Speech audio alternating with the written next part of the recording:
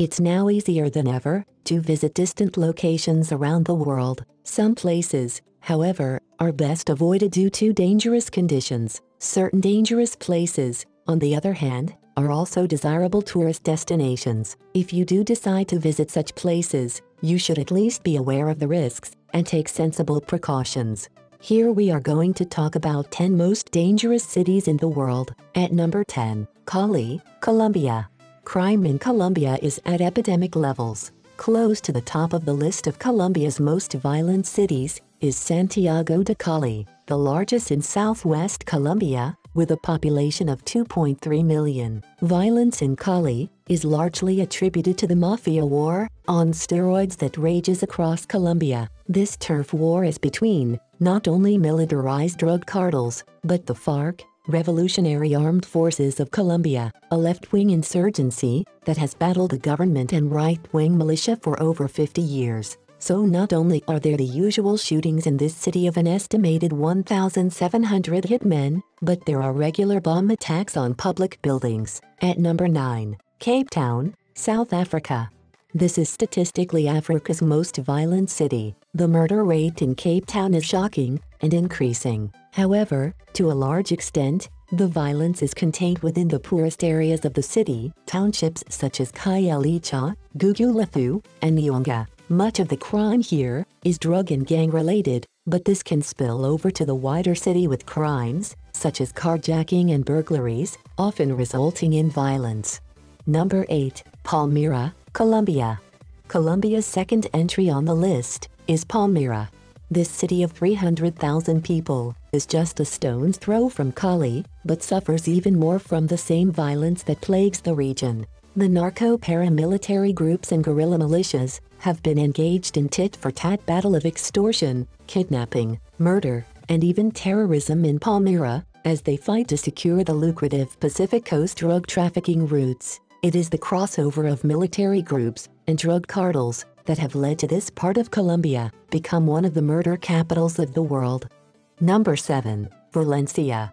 If you thought Colombia sounded bad, then Venezuela is in another league, occupying no less than 4 of the top 10 spaces in this list of the world's most dangerous cities. This is a country on the brink. In the last 20 years, murder rates have quadrupled. In fact, things have gotten so bad that the Venezuelan government have refused to publish the official statistics since 2011. According to one source, Venezuela is the most weaponized places on earth, with 1 firearm for every 2 people. The city of Valencia has a population of nearly 1 million. It is one of the wealthiest in Venezuela, but this has not saved it from the raging violence, with well over 1,000 murders last year alone. At number 6, Central District.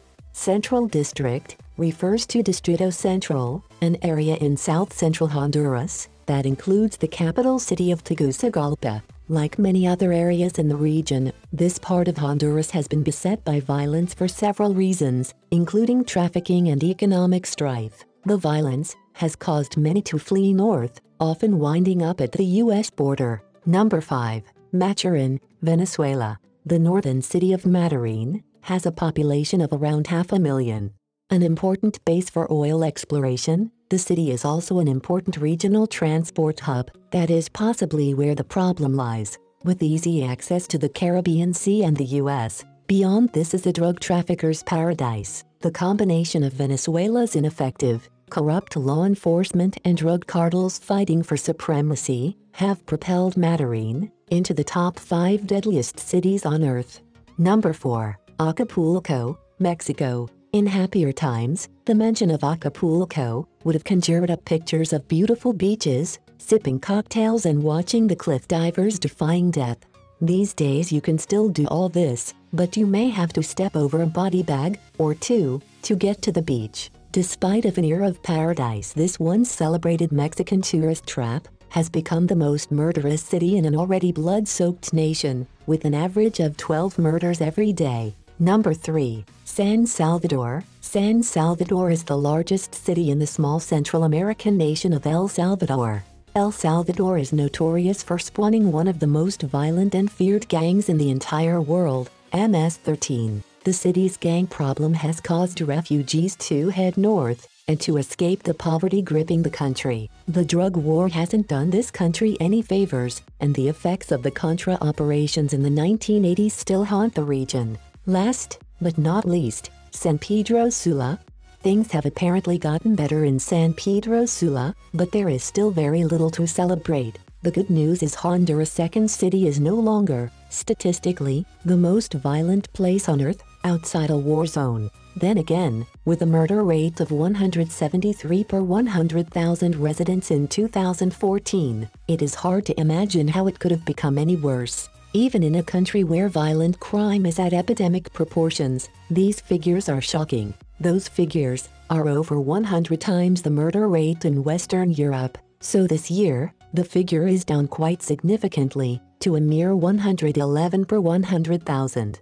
Whilst the majority of these deaths are gang-related, the culture of violence is so entrenched, no one is safe. A corrupt, ineffective police force, broken legal system, and non-existent gun control mean there are around 3 murders a day in a city of 800,000 people. And at number 1, of the top 10 most dangerous cities in the world, we have Caracas. Up from number 2 last year, Caracas is the world's murder capital. Of the 20,000 murders last year in all of Venezuela, nearly 4,000 of these were in the capital, Caracas.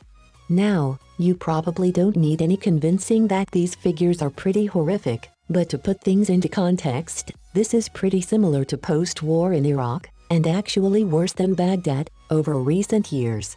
It is really hard to identify the exact cause of this nation's lust for violence. Most cite the massive inequalities between rich and poor as the driving factor, which is ironic, as under the socialist government of Hugo Chavez, violent crime increased exponentially. Of course, there is the underlying issue of the drugs cartels and gangs, but critics put some of the blame at the door of the Chavez and Maduro governments, who have not made fighting crime a priority. Figures suggest that only 8% of those arrested are ever convicted, and with an underfunded corrupt police force, what percentage even get arrested?